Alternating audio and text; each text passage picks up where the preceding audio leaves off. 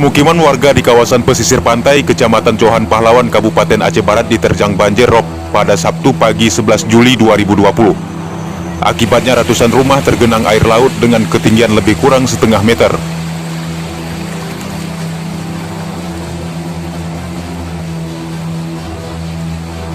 Melalui via WhatsApp, salah seorang warga bernama Muhammad Saiful yang berada di lokasi mengatakan air laut memasuki perkampungan diperkirakan pada jam 9 pagi.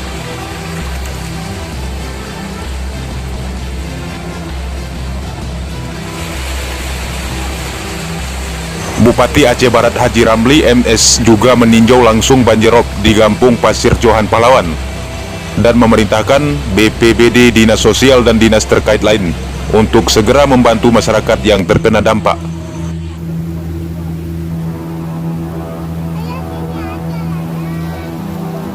Sejumlah warga juga masih banyak bertahan di rumah mereka dengan meletakkan beberapa kantong pasir di depan pintu masuk untuk mencegah air laut masuk ke rumah. Selain itu, melalui saluran air, banjir rob juga mulai menggenangi sebagian titik di Jalan Tekuci di Tiro dan Jalan Merdeka, kawasan Suwa Indrapudi, Kecamatan Johan Pahlawan.